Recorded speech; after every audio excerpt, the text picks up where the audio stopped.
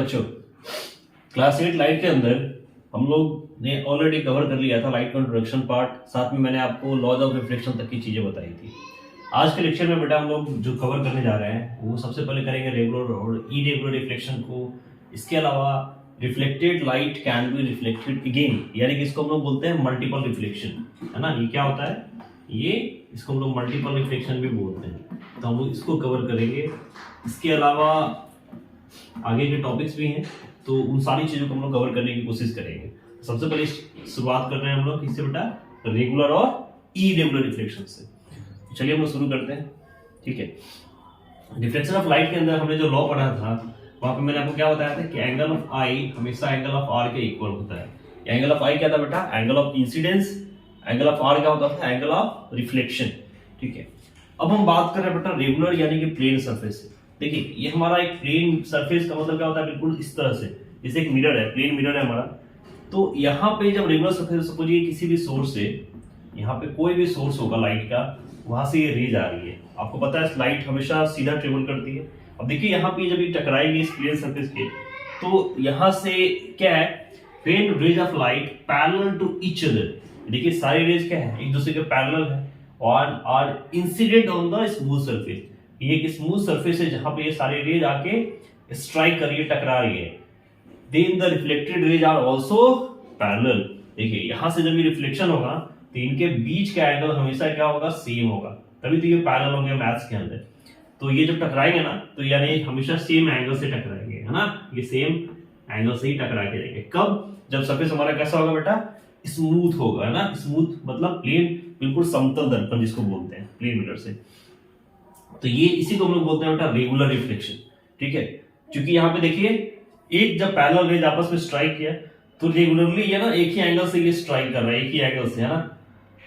तो इसको हम लोग क्या बोलते हैं, रेगुलर रिफ्लेक्शन।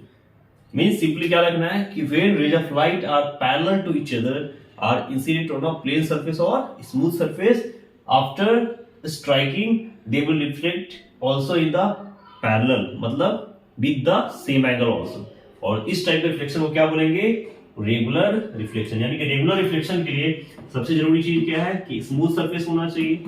सरफेस कैसा होना चाहिए, स्मूथ, और साथ में पैरेलल रेज होनी चाहिए। जो रेज स्ट्राइक करे वो कैसा होना चाहिए बेटा, पैरेलल। पैरेलल रेज का मतलब है कि जब पैरेलल तभी हो सकता है, आपने मैथ्स के अंदर पढ़ा होगा, जब उनके बीच में ना एंगल सेम होता होगा, सेम एंगल से अगर वो स्ट्राइक करते होंगे। और साथ में यहाँ पे देखिए एंगल ऑफ, आपको पता है कि अगर एंगल सेम हो तो सेम एंगल से रिफ्लेक्ट भी होगा। ये हमारा लॉज ऑफ रिफ्लेक्शन का आता है। इस टाइप के रिफ्लेक्शन में क्या बोलेंगे, रेगुलर रिफ्लेक्शन, ठीक। इसके अलावा अगर हम बात करें रफ सरफेस की, रफ सरफेस मतलब जो सरफेस प्लेन ना हो, है ना। रफ सरफेस में जैसे यहाँ पे देखिए, यहाँ पे एक ब्रिक है, ये वॉल है, ये सब क्या है, रफ सरफेसेज है। यहाँ पे एक प्लेन है, यहाँ पे देखिए, यहाँ पे ऊंचा है, यहाँ पे गड्ढा है, यहाँ पे प्लेन है। इस टाइप का सरफेस नहीं है, इनको हम बोलते हैं रफ सरफेस। यहां से जब बेटा रेज स्ट्राइक करेगी ना, तो चूंकि सरफेस ऊपर नीचे ज्यादा है तो यहां से मल्टीपल एंगल बनेगी, है ना। इसको हम लोग स्कैटरिंग ऑफ लाइट भी बोलते हैं, एक्चुअली लाइट का बिखर जाना। तो यहाँ पे एक एंगल नहीं बनता इसका, यहाँ पे कई सारे एंगल्स बनेंगे, यहाँ पे एंगल कुछ और है, यहाँ कुछ और है। तो इस टाइप को क्या बोलते हैं बेटा, इरेगुलर रिफ्लेक्शन। यानी कि इरेगुलर रिफ्लेक्शन हमसे क्या होगा, स्मूथ सरफेस नहीं होना चाहिए, है ना। स्मूथ सरफेस नहीं होगा, कैसा सरफेस होना चाहिए, रफ। और साथ में जब ये पैरेलल रेज पैरेलल नहीं हो सकती, क्योंकि ये अलग अलग एंगल्स पे स्ट्राइक करेंगी, ऊपर नीचे है, सरफेस आपका रफ नहीं होगा। तो कुछ ऐसा मान लीजिए, चलिए कोई ऐसा सरफेस है, तो यहाँ पे देखिए कुछ और होगा, यहाँ पे कुछ और एंगल होंगे, यहाँ पे कुछ और एंगल होंगे, एंड यहाँ पे कुछ और एंगल्स होंगे। इस टाइप को क्या बोलते हैं, इरेगुलर रिफ्लेक्शन ऑफ लाइट बोलेंगे। आ रही है बात समझ में आप लोगों को, इस तरीके से आप लोग डिफाइन कर लेंगे, ठीक है। नाउ हम बात करें बेटा, अब देखिए इन दोनों के बीच में डिफरेंस क्या है, रेगुलर और इरेगुलर रिफ्लेक्शन में डिस्टिंग्विश करते हैं हम लोग। तो देखिए सबसे पहले क्या है कि regular reflections occurs when light is incident on a smooth surface such as that of a plane mirror, जैसे मैंने आपको ही बताया था। जबकि इरेगुलर रिफ्लेक्शन कहां होगा बेटा, जब ये रफ सरफेस होगा। तो पहला चीज का डिफरेंस क्या है आपका, सरफेस का। इसके बाद अगर आप बात करिए तो क्या है, in this case if the incident rays are parallel to each other the reflected rays are also parallel। अगर रेगुलर सरफेस में इंसिडेंट रे में हमारे रेज अगर पैरेलल्स होंगे तो रिफ्लेक्शन के बाद भी जो रेज होंगे वो भी कैसा होगा, पैरेलल। जबकि यहाँ पे क्या है, अगर पैरेलल होती भी है तो रिफ्लेक्टेड रेज पैरेलल नहीं होता। क्यों नहीं होता? क्योंकि सरफेस आपका रफ है। जमीन जब पैरेलल नहीं है तो भैया वहां से रिफ्लेक्शन कैसे प्लेन हो सकता है? ठीक है, तो एक तो ये डिफरेंस है पैरेलल का। जैसे आपका फिगर में, यहाँ पे जब मैं आपको फिगर दिखा रहा था, बिल्कुल देखिए इसी फिगर की मैं बात कर रहा था। ये आपका इरेगुलर है सॉरी, ठीक है। तो यहां से आप लोग रेगुलर और इरेगुलर में डिफरेंस समझ चुके होंगे। चलिए अब हम बात करते हैं अगले टॉपिक की, कि रिफ्लेक्शन ऑफ रिफ्लेक्टेड लाइट, यानी कि reflected light can be reflected again. इसी को हम लोग क्या बोलते हैं बेटा? Multiple reflection. जैसे देखिए एक फिगर दिया गया है, ये आपका एक सैलून है। जैसे देखिए यहाँ पे, अब ये बंदा, ये सामने एक मिरर लगा हुआ है, ठीक है, और ये पीछे भी एक मिरर है। तो सोचो ये अपना चेहरा कहाँ देख रहा होगा? पीछे इसको देखना है, पीछे का बाल, हमारी आंखें होती है सामने, लेकिन फिर भी अपने आप को देख पा रहा है। तो कैसे देख पा रहा है? क्योंकि इस रे में जो मिरर में जो रिफ्लेक्शन बना होगा, ये रिफ्लेक्शन फिर से इस मिरर में आया होगा और फिर जाके वहां पे, तब जाके इसको दिखाई दे रहा है पीछे वाला हिस्सा, क्योंकि ये मिरर पीछे वाला हिस्सा दिखा रहा होगा, ठीक है। तो यहाँ पे एक से ज्यादा बार रिफ्लेक्शन हुआ, इसलिए इसको हम क्या बोलते हैं? Reflection of reflected light. Let us see, देखिए यहाँ पे सबसे पहले क्या हुआ? ये बाल में टकरा है, ये मिरर में, और फिर ये आंखों में जा रहा है, ठीक है। Sun rays fall on the face and get reflected freedom the observer can see the face, फिर यहां से उसको देख सकेगा, ठीक है। अब ये बाल है, अब इस बाल का रिफ्लेक्शन देखो कहाँ है? ये जो हेयर है सबसे पहले इस मिरर में जाएगा, फिर इस मिरर का रिफ्लेक्शन कहाँ जाएगा? देखिए इस मिरर का रिफ्लेक्शन इस मिरर में, तब जाके यहां से ऑब्जर्वर के आंखों में जाएगा। तो देखिए कितनी बार हुआ? एक यहां से आया, इस बाल का रिफ्लेक्शन यहाँ, फिर यहां से यहाँ, फिर यहाँ पे आएगा। तो इतनी बार रिफ्लेक्ट होके आया है, तब हम लोग इसको देख पाते हैं। यानी कि हमने यहाँ पे क्या समझा कि light can reflect several times. यहाँ पे लाइट कई बार रिफ्लेक्ट हो रही है, सेवरल टाइम्स, इसलिए इसको बोलते हैं multiple reflection. We get infinite number of image in such parallel mirrors. हम लोग बहुत सारे प्लेन मिरर्स इमेज देख पाएंगे इस टाइप के मिरर्स में। मैं आपको और अच्छे से समझाता हूँ अभी इसका मतलब क्या है, ठीक है। यहाँ पे आप लोग बहुत अच्छे समझ में नहीं पाए होंगे, तो इसको और अच्छे समझेंगे। जैसे यहाँ पे देखिए, अब ये बंदी यहाँ पे दो खड़ी है। अब देखिए इसके कितने रिफ्लेक्शन है? 1 2 3 4 5 6 7 8, कितने रिफ्लेक्शंस बन रहे हैं? अगर इतने सारे रिफ्लेक्शन, क्या वो 2% चेंज हो गया क्या? कहोगे सर नहीं, कई सारे। आपने कई सारी मूवीज देखी होगी, आपको शायद याद हो, जोधा अकबर है, या आजकल की डेट सॉन्ग्स है घूमर घूमर, वहां पे देखते हैं शीश महल के अंदर हीरोइंस डांस कर रही होती है, और जब वो डांस करती है तो एक साथ पता नहीं कितनी हीरोइनें वहां पे डांस करती है, कितनी एक्ट्रेस वहां पे डांस कर रही होती है। तो ये सब कमाल किसका बेटा? मल्टीपल रिफ्लेक्शन ऑफ लाइट का। यहाँ देखिए, अब यहाँ पे एक ये सीसी ग्लास रखी हुई है, 1 2 3, कितने रिफ्लेक्शन यहाँ पर मिल रहा है? तो इस तरीके से मल्टीपल रिफ्लेक्शन बनता है। इसको थोड़ा सा मैं और समझाता हूँ। देखिए, जैसे हम इसको ऐसे समझ सकते हैं, मान के चलिए एक प्लेन मिरर है, ठीक है। अब सोचो इस प्लेन मिरर में एक इंसिडेंट रे स्ट्राइक किया, आपको पता है कि ये स्ट्राइक किया तो एक एंगल से रिफ्लेक्ट करेगा ना, ठीक है। अगर ये मान लो कि यहाँ पे एक एंगल होगा, एंगल ऑफ इंसिडेंस हमेशा पैरेलल है। सपोज पर हमने यहाँ पे एक मिरर लगा दिया, यहाँ पे एक प्लेन मिरर है, अब देखो ये फिर रिफ्लेक्ट करेगा, फिर से हमने यहाँ पे एक मिरर लगा दिया, या फिर से रिफ्लेक्शन होगा, फिर यहाँ लगा दीजिए। तो इस तरीके से आप जितनी बार रखेंगे ना, देखो कितने number of infinite number of कितने एंगल्स है ना, आराम से ये चलता जा रहा है। तो इस टाइप के रिफ्लेक्शन को क्या बोलते हैं बेटा? Multiple reflection. अच्छा, आपसे एक क्वेश्चन पूछा जाता है कि फाइंड आउट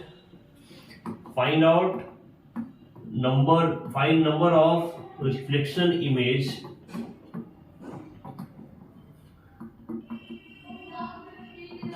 ठीक है, नंबर ऑफ रिफ्लेक्शन इमेज बताइए एंगल्स के आधार पे।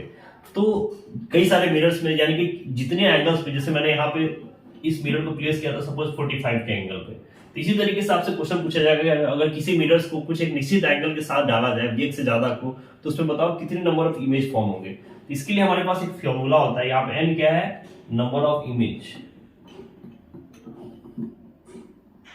हमारे पास एक फॉर्मूला होता है n = 360/θ - 1।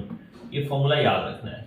इसका मतलब क्या हुआ मैं समझाता हूं। जैसे फॉर एग्जांपल कोई एक मिरर 45 डिग्री के एंगल पे रखा गया है, ठीक है, कितना एंगल पर रखा गया है? 45 में। तो आपसे पूछा जाए कि बताओ इतने एंगल पर रखने के बाद इसमें कितने इमेज फॉर्म हो सकते हैं, तो कैसे निकालोगे? यानी क्या होगा बेटा? 360, यहाँ पे थीटा की वैल्यू है 45 माइनस 1, इसको डिवाइड करिए कितना होगा 8 माइनस 1, यानी कि यहाँ पे टोटल 7 रिफ्लेक्टेड इमेज पॉसिबल हो सकते हैं। सेम एग्जांपल, फॉर एग्जांपल यहाँ पे सोचो कोई मिरर्स आपका 60 डिग्री पर प्लेस किया गया होगा, तो क्या होगा 360 बाई 60 माइनस 1, यानी कि 6 माइनस 1, वहां पे कितने इमेज फॉर्म हो सकते हैं 5। इस चीजों से आप ये पता कर सकते हो कि कितने number of possible image form होंगे मल्टीपल रिफ्लेक्शन के केस में। अगर आपको एंगल्स गिवन हो तो आप सिंपली इस फॉर्मूला से क्या कर सकते हो, कैलकुलेट कर सकते हो नंबर ऑफ रिफ्लेक्टेड इमेज को। आई होप आप लोग को समझ में आ गया होगा ये बात। चलिए तो आगे बढ़ते हैं। अब हम लोग बात करते हैं बेटा इसके एप्लीकेशंस की। किसके एप्लीकेशंस की? मल्टीपल रिफ्लेक्शन ऑफ लाइट के एप्लीकेशंस की। इसके दो एप्लीकेशंस है हमारे पास, पेरिस्कोप और कैलेडोस्कोप। एक एक करके हम इन दोनों को कवर करेंगे, ठीक है। देखिए सबसे पहले बात हम कर रहे हैं पेरिस्कोप की। देखिए पेरिस्कोप क्या है? पेरिस्कोप इज यूजफुल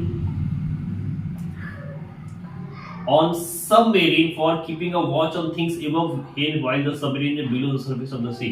देखिए ये है आपका सबमरीन। सबमरीन क्या होता है? इसको लोग पनडुब्बी बोलते हैं, है ना। इसको हिंदी में क्या बोलते हैं बेटा? पनडुब्बी। यहाँ इसका यूज कहाँ किया जाता है? इसका यूज करती है गवर्नमेंट, सरकार, डिफेंस सिस्टम के लिए। हमारा एक तरह से नेवल डिफेंस सिस्टम होता है, ठीक है। ये हमारा क्या होता है बेटा? नेवल डिफेंस सिस्टम, यानी कि जो हमारे इंडियन नेवी है या किसी भी देश की नेवी जो होती है, जल सेना जिसको हम बोलते हैं, वो क्या करती है? दुश्मनों की निगाह रखने के लिए, समुद्र की निगरानी करने के लिए ये बनाती है सबमरीन। सबमरीन हमेशा पानी के अंदर होता है। बताओ जब पानी के अंदर होगा तो भैया ये पानी के ऊपर से आते हुए जहाज को कैसे देख पाएगा? नहीं देख सकता ना। इसीलिए वो उसमें यूज किया जाता है पेरिस्कोप का। ये क्या करता है? देखिए क्या है, ये वॉच ऑन द थिंग्स। ये इसमें एक टाइप का कैमरा लगा होता है जो पानी के ऊपर, बिल्कुल जैसे यहाँ पे ये है तो ये थोड़ा सा ऊपर ऐसे लगा होगा इस टाइप से, और ये कैमरा फ्लोट करेगा। अब चूंकि इस पानी के अंदर इतने बड़े समुद्र में वो दिखाई नहीं देगा, और ये आसानी से ये कैमरा अंदर नीचे, समय नीचे, लेकिन कैमरा पेरिस के ऊपर होता है, उसका लेंस ऊपर होता है, वो आसानी से वॉच कर लेता है इन चीजों को, ठीक है। तो उसमें काफी यूज किया जाता है कि समय हमारे सरफेस के अंदर हो, नहीं तो इसमें से आदमी निकल के बाहर तो नहीं लेके आएगा ना। पानी के ऊपर आएगा तो पता चल ही जाएगा भाई कि भाई उसके ऊपर कोई जहाज फ्लोट कर रहा है। तो यहाँ से काफी अच्छा एप्लीकेशन है। देखिए ऐसे ये आसानी से यहाँ पे नजर बना के रखता है, ठीक है। देखिए यहाँ पे जहाज है, और यहाँ से देखो ये पानी के अंदर है बंदा, लेकिन ये आसानी से यहाँ से इस आते हुए जहाज को कवर कर लेगा। तो ये काफी अच्छा इंपॉर्टेंट होता है, काफी इंपॉर्टेंट है इंडियन डिफेंस सिस्टम के लिए। अब ये कैसे बनता है इसकी बात करेंगे। देखिए सी पी ऑफ द सी, और मेन कहा है बेटा? सबमरीन से वॉच कर रहा है इसको आसानी से। अब देखिए यहाँ पे, अब ये वॉच कैसे करता है? यहां से जो लाइट आती है, यहाँ गया, यहाँ पे टकराया, यहाँ रिफ्लेक्शन, और फिर यहाँ पे ऑब्जर्वर दिया, यानी कि ये सारा काम किसका है बेटा? रिफ्लेक्शन ऑफ लाइट का, मल्टीपल रिफ्लेक्शन ऑफ लाइट का। पेरिस्कोप कैसे बनाते हैं इसको अभी कवर करेंगे, और ये इसके लिए छोटी सी एक्टिविटी है, लेट अस कवर। देखिए यहाँ पे एक ऑब्जेक्ट है, जैसे एक ट्री है। अब सोचिए इस ट्री से एक लाइट आया, ये लाइट रिफ्लेक्ट होकर यहाँ टकराई, और फिर यहाँ पे इसका इमेज इसको दिखाई दे रहा है। तो ये विंडो से है, हम इसे यूज कर सकते हैं। देखिए सबसे पहले क्या हुआ बेटा? Image is found upper mirror. ये जो सबसे पहला मिरर है, इसका इमेज, लाइट यहाँ टकराया, यहाँ इमेज बना। इसने क्या कि एक एंगल से प्लेस्ड है, तो इसलिए नीचे की ओर झुका हुआ है, तो यहाँ पे लाइट को रिफ्लेक्ट करेगा। फिर यहाँ पे एक मिरर मिल गया इसको, प्लेन मिरर, फिर यहाँ रिफ्लेक्ट करेगा, और यहाँ पे बंदा है, ये बंदा, तो इसलिए इसका करेक्ट इमेज ये यहाँ पे इसको देखेगा इस तरह से, ठीक है। तो इस टाइप से ये काम करता है। चलिए इसके बाद कैलेडोस्कोप है। इससे पहले मैं आपको बताता हूँ कि पेरिस्कोप कैसे बना सकते हैं। देखिए इसमें क्या होता है, आपकी बुक्स के अंदर ये मेथड्स भी दिया गया होगा पेरिस्कोप कैसे बनाते हैं। आप यूट्यूब की भी हेल्प ले सकते हैं, लेकिन इसमें सिंपल से क्या होता है, एक कार्डबोर्ड लीजिए, ठीक है बेटा। क्या लेना है? एक कार्डबोर्ड लीजिए, ठीक है। कार्डबोर्ड या फिर एक ऐसा बॉक्स, जैसे पेंसिल का बॉक्स आता है या कोई भी रेक्टेंगुलर बॉक्स आता है। अब उसमें क्या करना है बेटा? एक्चुअली होता है क्या है, इसका कंस्ट्रक्शन कैसा होता है, इस टाइप से, ठीक है। इसको इस टाइप से काटना है कि इसका एक हिस्सा, सॉरी, ठीक है। इसको कैसे काटोगे? तो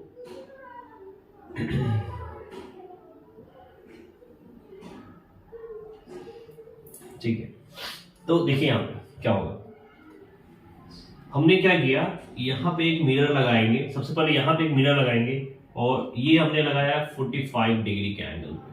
कितने एंगल पे लगाया बेटा? एक प्लेन मिरर इसमें फिक्स करिए 45 के एंगल पे। अब देखिए यहाँ से कोई ऑब्जेक्ट है, इसका रे आएगा 45 के एंगल पे, तो इसको नीचे की ओर धकेलेगा, तो ये रे यहाँ पे टकराया, ये यहाँ पे आया, फिर यहाँ पे। अब क्या करना है, मुझे यहाँ से रिफ्लेक्शन चाहिए, यहाँ पे फिर से 45 डिग्री के एंगल पे ही एक मिरर लगा देंगे। ठीक है, और देखो ये रिफ्लेक्शन कहाँ देगी, यहाँ पे, और यहाँ पे होगा ऑब्जर्वर, और वो मतलब जिसको भी देखना है और वो यहाँ पे इसको ऑब्जर्व कर सकता है, तो यहाँ पे आपके ऑब्जेक्ट का रिफ्लेक्टेड इमेज मिल जाएगा। इस तरीके से पेरिस्कोप बनाया जाता है। काफी आसान है, आप आसानी से घर पे इसको बना के देख सकते हो, बड़ा मजा आएगा देखने में। आप नीचे खड़े होकर अपने ऊपर की चीजों को आसानी से देख पाओगे। यही नहीं, नीचे बॉक्सर से नीचे की चीजों को भी अगर उल्टा कर दो तो भी देख पाओगे। बस इसमें काम क्या है कि प्लेन मिरर को ढंग से लगाना है, अच्छे से बॉडी प्लेस करना है प्रॉपर एंगल्स के ऊपर, तभी आपको अच्छा रिफ्लेक्शन मिलेगा। तो इस तरीके से वर्क करता है आपका बेटा पेरिस्कोप। नेक्स्ट हमारा क्या है, कैलेडोस्कोप। देखिए कैलेडोस्कोप क्या है, 3 रेक्टेंगुलर मिरर लेने हैं, इस टाइप के रेक्टेंगुलर मिरर्स लेने हैं आपको, जैसे यहाँ पे देखिए। इसके बाद क्या करते हैं, arrange them as shown in the picture. देखिए जैसे देख रहे हैं ना, इस टाइप के फिगर्स में एंगल्स यहाँ पे क्या लिया गया, 60 डिग्री का एंगल्स मायने रखता है। इस टाइप से प्लेस करना है, इस टाइप का व्यू दिखना चाहिए, है ना, जो सबको दिख रहा है, ये आपको व्यू है। इसके बाद क्या करना है, join them with the tape tightly. आप यहाँ के हिस्से पे ऐसे करके बेल्ट होगा, इसके ऐसे दोनों साइड से टेप लगा के तीनों साइड से कवर कर दीजिए, जैसे यहाँ पे दिखेगा। अब इसको आपने टेप लगा दिया। उसके बाद क्या करना है, cut up the base of the cylinder and cover it with the white की पेपर। अब उसके एक साइड को कट करना है ऐसे, और व्हाइट काइट पेपर जो आता है, इनका टिश्यू पेपर बोलते हैं इसको, मार्केट में एकदम पतला सा ट्रांसपेरेंट पेपर आता है व्हाइट, उससे इसको कवर कर देना है इस सिलेंडर कल्स को। ठीक है, अब देखिए इसके अंदर कुछ इस टाइप के कलर्ड ग्लास के टुकड़े या फिर शीशे का कोई भी केस मिले, उसको आप पेस्ट कर दीजिए। ठीक है, एंड वाई सी। अब देखिए यहां से जब इसको देखेंगे, एक साइड कवर्ड है, तो फिर they are given a what you see, you are seeing the pattern, multiple patterns. ऐसे हो देखे ना, यहाँ पे आपको देख अपने आप, चूंकि देखो जब घुमाएंगे ना, रोटेट करेंगे, तो इसको अपने आप उसमें सारी चीजें अरेंज होगी और एक नया डिजाइन फॉर्म करेंगे। कई सारे डिजाइन आपको यहाँ पे मिलेंगे, इस टाइप से मल्टीपल रिफ्लेक्शंस मिलने को मिलेंगे। तो यहाँ पे क्या देखा आपने, होता है क्या बेटा, ऐसा क्यों हुआ? The 3 mirrors reflects the object several times and with several image। अभी हमने देखा था कि एक से ज्यादा प्लेन मिरर को एंगल पर प्लेस करने के बाद कई सारे रिफ्लेक्शंस बनेंगे। यहाँ पे 3 मिरर्स है और वो तीनों के साथ कई सारे रिफ्लेक्शंस होते रहते हैं। That is the why we see many patterns, इसीलिए वहां पे अलग अलग पैटर्न्स बनेंगे। तो जो कैलेडोस्कोप था ना, वो स्टार्टिंग में यूज इसलिए किया गया था कि उसको बनाने के बाद, अब सोचो जैसे एक डिजाइनर हो, जिसको कोई ड्राइंग्स बनानी हो, पेंटिंग्स बनानी हो, अब हमारे दिमाग में कितने आइडियाज नए आएंगे, लेकिन इसमें हर बार जब एक बार घुमाते थे ना, हर बार एक नया पैटर्न नजर आता था, तो हमें कई सारे नए नए आइडियाज मिलते थे डिजाइन के पैटर्न्स बनाने के। तो ये काफी इंपॉर्टेंट था, काफी यूज था जो हमारे डिजाइनर्स होते हैं उसके लिए। ठीक है, तो इस तरीके से आप लोग कैलेडोस्कोप भी आसानी से बना सकते हो। एक बार जरूर घर पे मौका मिले तो ट्राई करिए। थोड़ा सा अगर आपको और भी दिक्कत हो रही है तो एक बार यूट्यूब की भी हेल्प लीजिए। एक बार आप सर्च करेंगे कि how can we make a kaleidoscope और पेरिस्कोप, वहां पे कई सारे वीडियोज मिल जाएंगे आपको, जिसमें आप आसानी से देख सकते हैं। आई होप आप लोग को यहाँ तक समझ में आ गया होगा, इसका यूज भी समझ में आ गया होगा। आगे बढ़ते हैं बेटा। अब हम लोग जो टॉपिक करने जा रहे हैं वो आपका क्या है, refraction of light and dispersion of light. हम इस टॉपिक को कवर करेंगे आज। ठीक है, देखिए अभी तक हमने कवर किया रिफ्रैक्शन, अब हम लोग कर रहे हैं रिफ्रैक्शन। इसका मतलब होता है बेटा परावर्तन। ठीक है, तो रिफ्लेक्शन और रिफ्लेक्शन में डिफरेंस क्या है, कंफ्यूज नहीं होना है। साथ में हम लोग डिस्पर्सन ऑफ लाइट को भी कवर करेंगे। तो चलिए कवर करते हैं। तो इसके लिए एक छोटी सी एक फिनोमिनन है, इसको समझते हैं रिफ्रैक्शन को। क्या है बेटा refraction? Refraction is the phenomena in which a ray of light traveling in one medium changes its direction of propagation when it goes into another transmitting medium। अच्छा, एक डिफरेंस मैं आपको समझाता हूँ रिफ्लेक्शन में। हमने रिफ्लेक्शन में क्या देखा था, जैसे मान लो यहाँ पे एक ऑब्जेक्ट था, यहाँ पे रिफ्लेक्ट हो रहा था, तो यहाँ पे हमारा मीडियम क्या है बेटा, तो मीडियम क्या है, ये सारी चीजें कहाँ हो रही है, एयर के अंदर हो रही है। तो यानी कि एक मीडियम में ही होता है, यानी कि रिफ्लेक्शन जब भी होता है ना एक सिंगल मीडियम में होता है, मीडियम मतलब सॉलिड, लिक्विड और गैस। लेकिन रिफ्रैक्शन में क्या होगा, रिफ्रैक्शन तब तक नहीं होता जब तक कि मीडियम ना बदले। और मीडियम मतलब हो सकता है सॉलिड से लिक्विड में है, लिक्विड से गैस में जाए, फिर गैस से सॉलिड में है, मतलब दो अलग मीडियम में रिफ्रैक्शन होता है। जैसे मैं आपको एग्जांपल दिखाता हूँ। सोचिए ये ग्लास लैब है, ये क्या है, ग्लास है, शीशे का टुकड़ा है। अब ये कैसा मीडियम है बेटा, ये है सॉलिड, ठीक है। और ये जो उसके ऊपर है वो क्या है, एयर मीडियम होगा ना। तो देखिए जब यहाँ पे कोई रे आएगी तो ये इस मीडियम में पूरा सीधा ट्रेवल करेगी। क्यों, क्योंकि अभी मीडियम सेम है, एयर है, तो एयर में एक ही जैसा काम करेगा ना। लेकिन जैसे ही ये सॉलिड से टकराएगी तो चूंकि एयर क्या है, एक डेंसर मीडियम होता है, आपको पता है कि एयर के पार्टिकल्स बहुत दूर दूर होते हैं, तो वहां पे लाइट को ट्रेवलिंग करने में दिक्कत नहीं हो। लेकिन ये सॉलिड क्या है ना, बहुत ही टाइट होता है, उनमें पार्टिकल्स मॉलिक्यूल्स में गैप नहीं होता। तो क्या ये इतनी आसानी से इस रे को पास करने देगा क्या, इसकी स्पीड सेम रहेगी क्या, बोलोगे सर बिल्कुल नहीं। तो अब इसलिए यहाँ पे ये उसको परेशान करेगा, तो यहाँ पे ना ये कुछ एंगल बदलेगा, इसको जाना ऐसे था लेकिन यहाँ पे ये चेंज हो जाएगा। और ये चेंज तब तक चलेगा जब तक ये सेम मीडियम में चलेगा। फिर से आने के बाद देखो फिर से ये मीडियम बदलेगा तो फिर से ऐसे ट्रेवल करेगा। तो ये जो क्या हुआ, लाइट ने अपना रास्ता बदला, फिर यहाँ इसको ऐसे जाना था लेकिन यहाँ पे पहुंच गई, तो आप लाइट ने दो बार अपना रास्ता बदल लिया। तो ये जो बेंड होता है ना, अपना रास्ता बदलता है, इसी को बोलते हैं बेटा रिफ्रैक्शन। हमने क्या लिखा है देखो, इन विच अ ray of light travelling in one medium, एक मीडियम में ट्रेवल कर रहा था, चेंजेज इट्स डायरेक्शन, डायरेक्शन बदल लिया ना, और प्रोपेगेशन, प्रोपेगेट करने का, when it goes into the another transparent medium. यहाँ पे एयर था, सॉलिड, जैसे ही इसने मीडियम बदला तो इसने अपना रास्ता बदल लिया, इसीलिए इसको बोलते हैं रिफ्रैक्शन ऑफ लाइट। तो ये एक बहुत बड़ा डिफरेंस होता है रिफ्लेक्शन और रिफ्रैक्शन में। ये रिफ्लेक्शन देखो, और यहाँ पे लाइट वापस नहीं लौटी है, यहाँ पे लाइट पार कर गई है, बस उसने बेंड किया, अपने आप को डेविएट कर लिया। रिफ्लेक्शन में क्या था, वापस लौट जाता था, बाउंस बैक होता था। तो रिफ्लेक्शन क्या है, एक ऐसा फिनोमिनन है जिसमें लाइट बाउंस बैक होता है, एक मीडियम में होता है। जबकि रिफ्रैक्शन में क्या है बेटा, लाइट पार तो करता है लेकिन जहां इसको करना था वैसे नहीं कर पाता, ये अपने आप को बेंड कर लेता है, डेविएट कर लेता है। क्यों करता है, क्योंकि यहाँ पे मीडियम बदल जाता है। यानी कि रिफ्रैक्शन तब तक नहीं होगा जब तक दो अलग मीडियम नहीं होगा, है ना। अब जरूरी नहीं है कि वो एयर टू सॉलिड ही हो सकता है एयर से वाटर में जाए तो भी मीडियम बदलेगा। मीडियम बदलेगा तो स्पीड बदलेगी ही बदलेगी, और स्पीड बदलने के कारण ही ये एंगल बदलता है। यहाँ पे रेज क्यों बदलती है, due to change in their speed. ये भी आप ध्यान रखिए कि यहाँ पे जो डेविएशन होता है, डेविएशन का रीजन क्या है, डेविएशन मतलब जो बदलना है रास्ता उसने, उसका रीजन क्या है, स्पीड ऑफ लाइट, ठीक है, इस लाइट की स्पीड बदलने के कारण। और स्पीड ऑफ लाइट क्यों बदली है बेटा, लाइट की स्पीड क्यों बदली है, क्योंकि मीडियम बदल गया है, due to change in medium, ठीक है, change in what, medium. Medium बदलने के कारण स्पीड बदला, और स्पीड बदलने के कारण एंगल बदल गया, और इसी को बोलते हैं बेटा रिफ्रैक्शन ऑफ लाइट। इतना आप लोगों को समझ में आ गया होगा रिफ्रैक्शन का मतलब यहाँ पे क्या है। तो अगर रिफ्रैक्शन हम लोगों ने समझ लिया तो चलिए आगे बढ़ते हैं। देखिए प्रोपेगेशन मतलब होता है ट्रेवलिंग, ट्रांसपेरेंट मतलब जो सरफेस दिखाई दे। जैसे यहाँ पे देखिए मैं उसी की एग्जांपल दे रहा था एयर और ग्लास का, ये आपका डेंसर मीडियम होता है, ये आपका रेयर होता है। अब देखिए यहाँ पे जब पार्टिकल्स आएगी तो ये सपोज करिए एक इंसिडेंट रे है, ये एक नॉर्मल है, ठीक है। अब यहाँ इसको ऐसे जाना था लेकिन इसने क्या हुआ,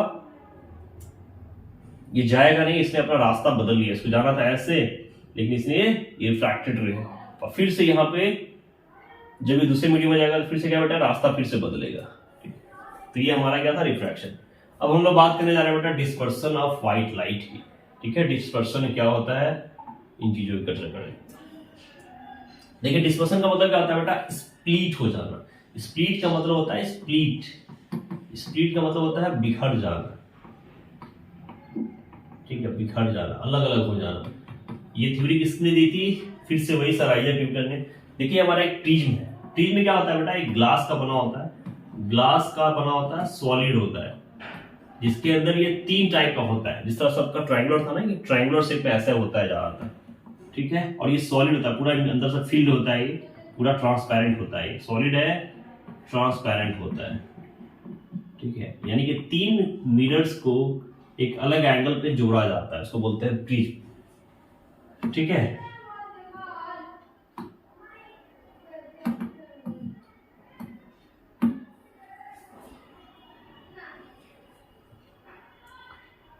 ओके। अब देखिए क्या है, a prism is a piece of, prism का डिफिनेशन देख लीजिए। A prism is a piece of transparent material bounded by two plane surface inclined at an angle. यहाँ पे एक इंक्लाइन सरफेस है, ये दूसरा इंक्लाइन सरफेस है, ये आपका बेस होता है, उसी को बोलते हैं प्रिज्म। अब देखिए ये एक व्हाइट लाइट है, ठीक है। जब ये एक व्हाइट लाइट इस प्रिज्म से गुजरती है ना, तो हमें पता है कि एक white light is it is a combination of 7 different colour. ऐसा हम लोग जानते हैं कि जो व्हाइट लाइट होता है बेटा, ये क्या होता है, it is a combination of 7 different colours. ये 7 अलग अलग कलर्स का कॉम्बिनेशन होता है। तो ये प्रिज्म यही काम करेगा, ठीक है। हम लोग अभी न्यूटन्स डिस्क की बात करेंगे। तो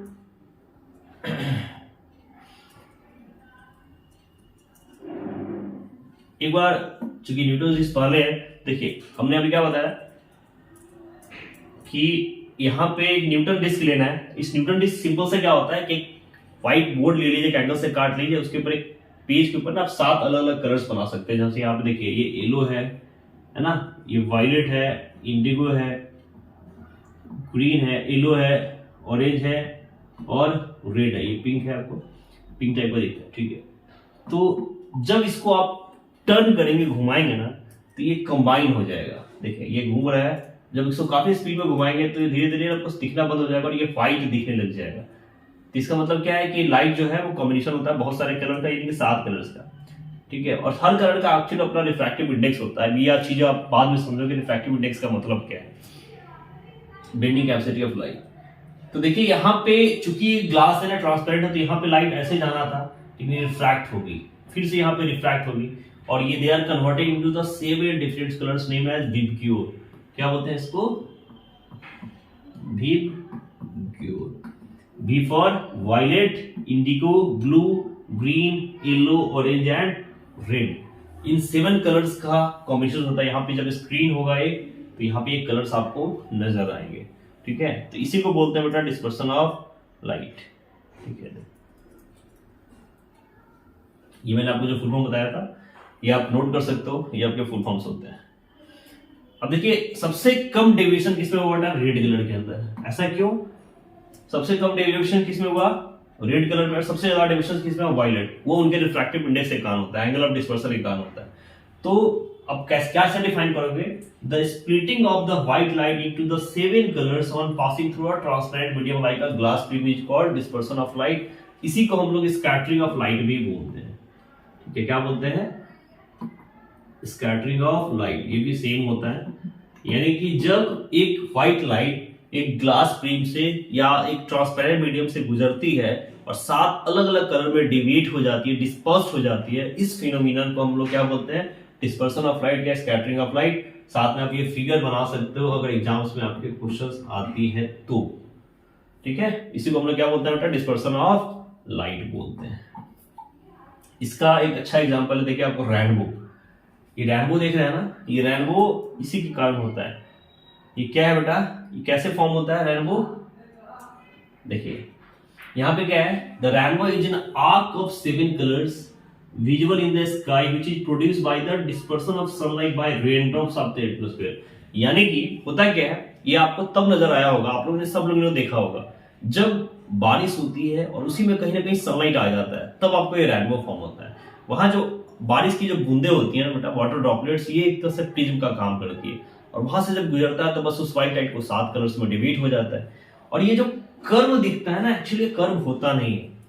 आप लोग जहां भी देख रहे होंगे वीडियो, एक बार अपनी खिड़की से या बाहर देखो और देखो आपको स्काई कैसा नजर आता है। जब आप देखोगे तो आपको ऐसा लगेगा कि स्काई ऐसे आगे आगे खत्म हो जा रहा है आपके सामने, इस टाइप का एक कर्व नजर आ जाएगा, है ना। तो ऑब्वियसली जिस टाइप से आपको स्काई नजर आएगा उसी तरह का तो आपको रेनबो भी तो नजर आएगा ना। तो ये एक्चुअली ऐसा होता नहीं है कर्व, ये आपको ड्यू टू हम लोग जो देखते हैं ना कर्व, उसके कारण ऐसा आपको नजर आता है, ठीक है। तो इसमें कंफ्यूज मत होइएगा। और ये किसका एग्जाम्पल है, डिस्पर्सन ऑफ लाइट का। तो तो हमने आज तक कवर किया, अब इसके आगे हमें ह्यूमन आई के बारे में पढ़ना है, ये हम लोग अगले क्लास में कवर करेंगे। तब तक यहाँ तक टॉपिक को अच्छे से कवर करिए। काफ़ी ठंड है, आज लास्ट डे है इस 2022 का, मैं बहुत ज़्यादा आपका समय नहीं लेता हूँ। फिर एक नई एनर्जी के साथ 2023 में 2023 में फिर से शुरू करेंगे।